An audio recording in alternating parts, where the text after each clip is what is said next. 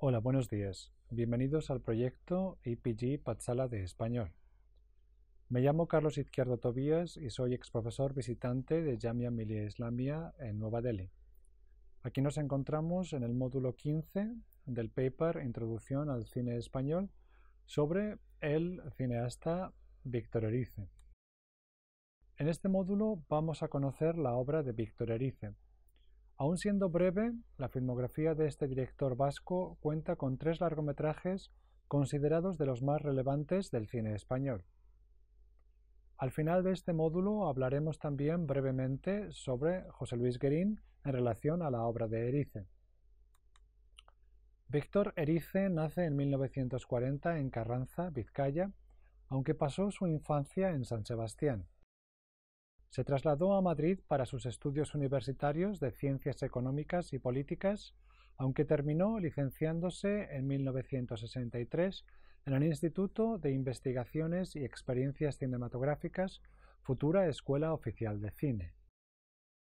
Sus primeros cortos en La Terraza, en el curso 60-61, y Entre Vías, en el curso 61-62, rodados en 16 milímetros, se han perdido. Se conservan, sin embargo, páginas de Un diario perdido del 62 y Los días perdidos del 63, rodados en 35 milímetros. Este último fue un proyecto de fin de carrera y representó a la Escuela Cinematográfica Española en el 11º Festival Cinematográfico de San Sebastián, durante los encuentros internacionales de escuelas de cine. También colaboró en los guiones del Próximo otoño de 1963 de Antonio Ezeiza y Oscuros sueños de agosto de 1967 de Miguel Picazo. Asimismo, hizo crítica de cine en publicaciones como Cuadernos de Arte y Pensamiento o Nuestro Cine. Esta última revista era de orientación marxista influida por Gramsci y Lukács. En sus artículos vemos la admiración que Erice siente por la segunda generación de neorrealistas, Visconti, Pasolini, Antonioni y Bertolucci. Los directores europeos son más valorados que los americanos, con excepción de los más personales como Joseph von Sternberg, Orson Welles o Chaplin. La preferencia de Erice por los neorrealistas como Pasolini encuentra su fundamento en el interés del realizador vizcaíno por la línea poética defendida por el realizador italiano, en la que se mezclan lo real y lo imaginario, la forma y el contenido. Un tema que parece interesar a Erice como sujeto de análisis en sus artículos es el de la incomunicación, que tanto había obsesionado al director italiano Michelangelo Antonioni. Es un aspecto importante de su obra en la que habitan personajes atrapados en su propia angustia existencial y que refleja la admiración del realizador vasco por Miguel de Unamuno, uno de los principales exponentes de la llamada generación del 98. En sus escritos, Erice muestra un profuso conocimiento del cine mundial. No solo habla de la Nouvelle Vague francesa o del cine expresionista alemán, sino que reflexiona sobre el cine de los japoneses Yasujiro Ozu o Kenji Mizoguchi, que considera de los más grandes de todos los tiempos. A medida que sus conocimientos y percepción del cine se van depurando, muestra interés por el cine del francés Robert Bresson y el ruso Andrei Tarkovsky. En 1969 realiza un segmento del largometraje colectivo Los Desafíos junto a Claudio Guerín y José Luis Egea. El filme obtuvo la Concha de Plata del Festival de San Sebastián y ganó los premios al mejor actor y mejor guión del Círculo de Escritores Cinematográficos. Víctor Erice ha realizado solamente 3 largometrajes en solitario: El espíritu de la colmena de 1973, El sur de 1983 y El sol del membrillo 1992, las 3 consideradas obras maestras por diferentes razones. La primera recibió la Concha de Oro en 1973 en el Festival Internacional de Cine de San Sebastián y el Hugo de Plata del Festival de Cine de Chicago. El Sur obtuvo el galardón a la mejor película del Festival de Cannes en el 82. El último título, El sol del membrillo, recibió el premio especial del jurado del mismo festival en 1992. Por otro lado, merece la pena hablar de los filmes que Víctor Erice nunca pudo llegar a realizar. Entre ellos destacan El espejo de Velázquez, que investiga los límites de la representación. Por otro lado, merece la pena hablar de los filmes que Víctor Erice nunca pudo realizar. Entre ellos destacan El espejo de Velázquez, que investiga los límites de la representación pictórica y cinematográfica, una reflexión que luego podríamos apreciar en El sol del membrillo, que trata sobre las tribulaciones del pintor Antonio López durante la realización de uno de sus cuadros. Otro proyecto frustrado fue la adaptación de la novela El embrujo de Shanghái, de Juan Marsé, que Erice quería titular La promesa de Shanghái. Otro proyecto frustrado fue la adaptación de la novela El embrujo de Shanghái, de Juan Marsé, que Erice quería titular La promesa de Shanghái, que sitúa en los confusos años de la posguerra en Barcelona. Otro proyecto frustrado fue la adaptación de la novela El embrujo de Shanghái, de Juan Marsé, que Erice quería titular La promesa de Shanghái, que situada en los confusos años de la posguerra en Barcelona, también explora la fascinación por el cine. El realizador vizcaíno dedicó 3 años y hasta 10 versiones a este guión. El realizador vizcaíno dedicó 3 años y realizó hasta 10 versiones del guión. El proyecto se suspendió por problemas de financiación y fue realizado más tarde por Fernando Trueba en el 2002. En 1973 se estrena El espíritu de la colmena, cuyo guión escribió Erice junto al crítico y guionista Ángel Fernández Santos. Resulta curioso imaginar cómo una película que inicialmente fue concebida como una película de terror de encargo terminó siendo una profunda mirada a la realidad de la posguerra a través de los ojos de una niña fascinada con el mito cinematográfico de Frankenstein. La película comienza con la atracción de un cine ambulante que está proyectando la película norteamericana Frankenstein de 1931 de James Whale en un desvencijado edificio en Hoyuelos, un pueblo de la meseta castellana. Basada en líneas muy generales en la obra de Mary Shelley, la película de Whale cuenta cómo Harry Frankenstein crea un cuerpo humano con partes de diferentes cadáveres y le da vida. El resultado es un ser cuyo abominable aspecto le impide acceder a un mundo que no comprende. La imagen del monstruo de Frankenstein, interpretado por Boris Karloff, se ha convertido en un icono del cine. De vuelta al espíritu de la colmena, entre los espectadores de la proyección se encuentra Ana, interpretada por Ana Torrent, de 6 años, y su hermana Isabel, interpretada por Isabel Tellería, que quedan fascinadas con el filme de Whale, especialmente con la escena en la que el monstruo ingenuamente arroja a una niña a un lago y ésta termina ahogándose. Las dos niñas viven con sus padres, Teresa Gimpera, y Fernando Fernán Gómez, en un caserón en la desolada meseta castellana. Son los primeros años de la posguerra española. Sus padres son seres que viven aislados en su propio mundo. Él enfrascado en su trabajo de apicultor, sobre el que también escribe, y ella escribiendo cartas a un amante distante. Ana comienza a fantasear sobre el monstruo, al que define como un espíritu. En el desolado paisaje que las rodea, las niñas visitan una casa abandonada que Isabel declara es la casa del monstruo. El lugar se convierte en un santuario mágico para Ana, que lo visita con frecuencia. Un día encuentra allí escondido a un soldado republicano fugitivo al que ayuda dándole de comer. También le trae el abrigo y el reloj de su padre. La policía franquista encuentra al soldado y le dispara. Cuando Ana regresa a la casa abandonada, solo encuentra sangre fresca en el suelo. Ana huye y pasa la noche a la intemperie. Mientras tanto, su madre quema una carta sin enviar con el nombre de un hombre y una dirección en Francia. Ana encuentra una seta venenosa de la que su padre dijo previamente mataría a cualquier persona que la comiera. No sabemos si Ana la digiere, pero la niña tiene una visión del monstruo que se asemeja a la escena de la niña y el lago en la película de Whale. El monstruo se arrodilla y le toca el hombro. A la mañana siguiente, un equipo de búsqueda encuentra a Ana ilesa. La niña ni habla ni come. El médico asegura a su madre que se olvidará poco a poco de la conmoción que acaba de experimentar. Al final, Ana mira por la ventana de su dormitorio y cierra los ojos.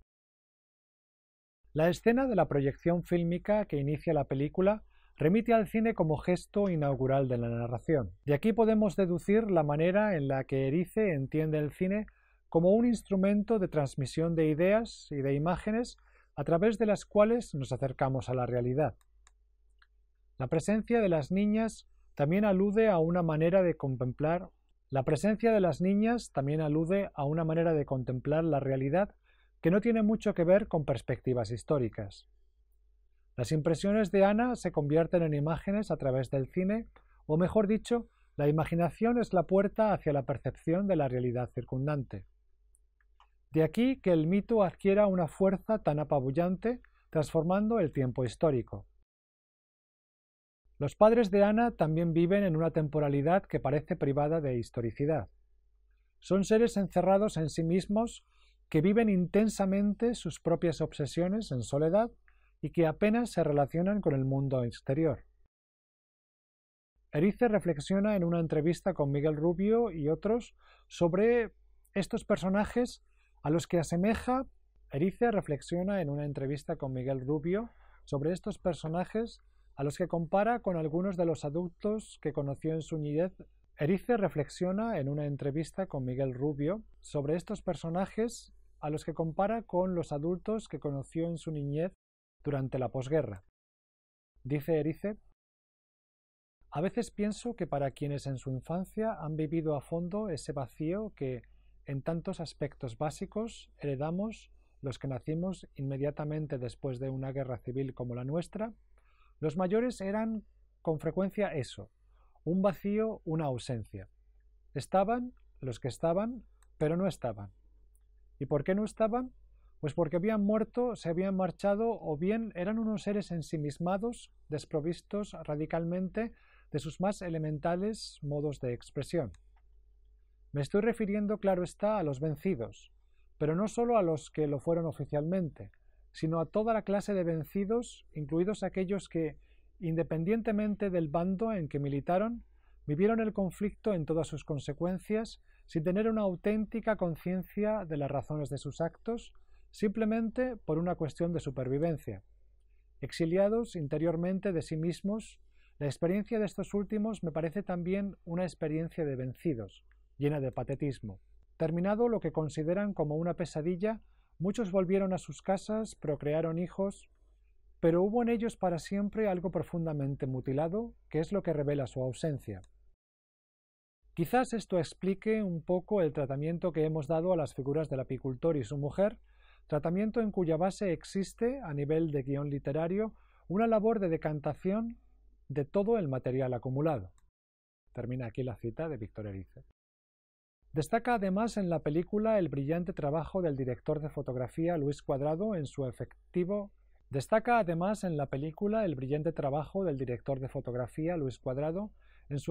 tratamiento de la composición de los planos y dramático uso de la luz y las sombras, creando un espacio cuasi mítico que acompaña a la percepción de la protagonista. Basándose en un relato de Adelaida García Morales, Erice escribe el guión de El Sur. Muchos especialistas creen que el filme continúa algunos de los temas esenciales iniciados con El espíritu de la colmena, como el exilio interior de los personajes adultos, la fascinación con el cine como instrumento para acercarse a la realidad, la vida y la muerte, la ausencia de comunicación y el paraíso perdido de la infancia. En El Sur, el espectador se identifica con la voz en off de Estrella, que recuerda su niñez y adolescencia en La Gaviota, una casona en las afueras de una ciudad del norte de España. La película comienza con el suicidio de su padre Agustín, interpretado por Homero Antoniutti, y de ahí retrocedemos en el tiempo para ser testigos de la... En El Sur, el espectador se identifica con la voz en off de Estrella, que recuerda su niñez y adolescencia en La Gaviota. En El Sur, el espectador se identifica con la voz en off de Estrella, que recuerda su niñez y adolescencia en La Gaviota, una casona en las afueras de una ciudad del norte de España. La película comienza con el suicidio de su padre Agustín, interpretado por Homero Antoniutti, y de ahí retrocedemos en el tiempo para ser testigos de la particular relación que Estrella tenía con su padre. En La gaviota, Estrella, interpretada por Sonsoles Aranguren y por Itziar Bollaín, en diferentes edades, vive su padre Agustín y su madre Julia, Lola Cardona. Sus padres pasan la mayor parte del tiempo solos, ensimismados en pensamientos que no comparten. Para Estrella, su padre es un ser fascinante, casi un mago, que es capaz de encontrar agua con un péndulo. Efectivamente, Agustín conoce las artes de los zahoríes, aunque también trabaja como médico. Un día, con ocasión de la primera comunión de Estrella, llegan a la casa la madre de Agustín y Milagros. Milagros está interpretada por Rafaela Aparicio, una mujer del sur que había cuidado a Agustín cuando éste era niño. Milagros le cuenta del pasado de Agustín, de cómo tras la guerra pasó de ser uno de los buenos a ser uno de los malos, clara alusión a las convicciones republicanas de Agustín. Milagros además advierte a Estrella de que su padre no acudirá a la ceremonia porque no tiene convicciones religiosas. Sin embargo, Agustín aparece en la iglesia. Después, padre e hija bailan un pasodoble tras la comida. Una noche, Estrella descubre a su padre en el cine viendo una película de Irene Ríos.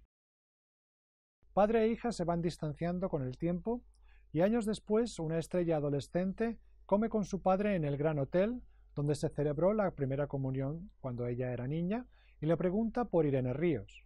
Este camufla la verdad. Suena entonces el mismo pasodoble que bailaron juntos en el pasado. Su relación ya no es la misma.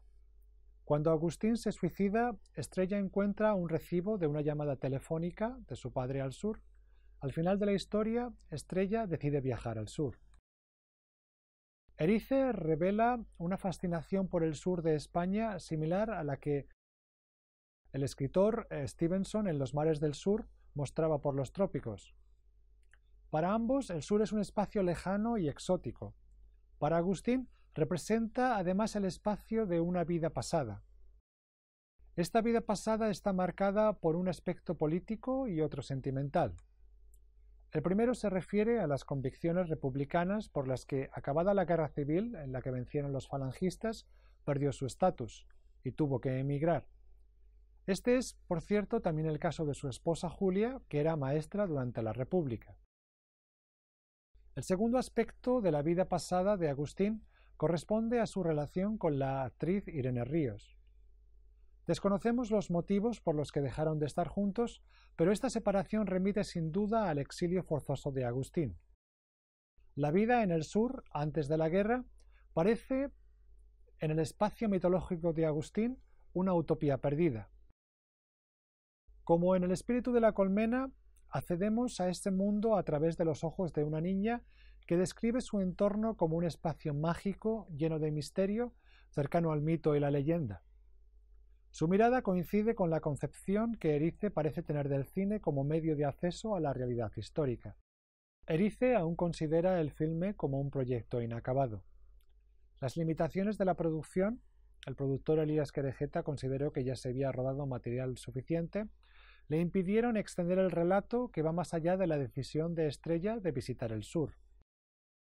En una entrevista con Miguel Ángel Lomillos, en Banda Aparte, Erice comparte su interés por la mirada documentalista y a la vez la magia del cinematógrafo, dice el realizador vasco.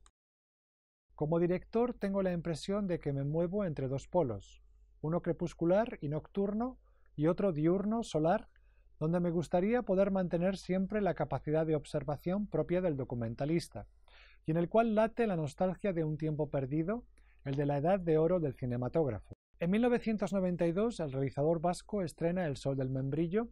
Se trata de un retrato documental sobre el pintor hiperrealista Antonio López. Erice ya había contemplado un proyecto sobre las relaciones entre la representación pictórica y el cine en relación al cuadro de Las Meninas de Velázquez años atrás.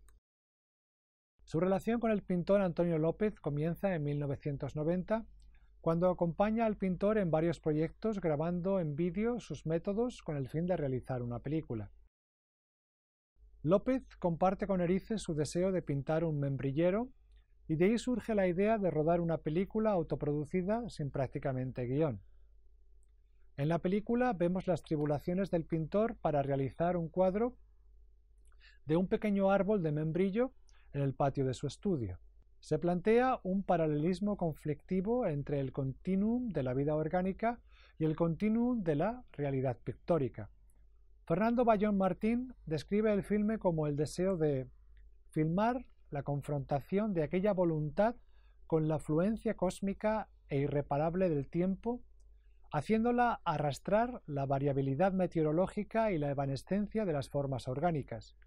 Víctor Erice ofrece su cámara a la metódica, casi misional, entrega de Antonio López a su trabajo, a su pulcra y religiosa mirada con destino a la exuberancia vegetal del árbol, al paciente duelo entablado con los eternos ciclos de la naturaleza, esfuerzos todos ellos que coadyudan a su pulcra y religiosa mirada con destino a la exuberancia vegetal del árbol, al paciente duelo entablado con los eternos ciclos de la naturaleza, esfuerzos todos ellos que coadyudan a su pulcra y religiosa mirada con destino a la exuberancia vegetal del árbol, al paciente duelo entablado con los eternos ciclos de la naturaleza, esfuerzos todos ellos que coadyuvan a la construcción de una poderosa metáfora de la creación artística, una metáfora viviente como la esculpida entre las paredes de la casa taller del pintor de Tomelloso. La Cinemateca de Toronto organizó una encuesta en todas las filmotecas del mundo en el año 2000,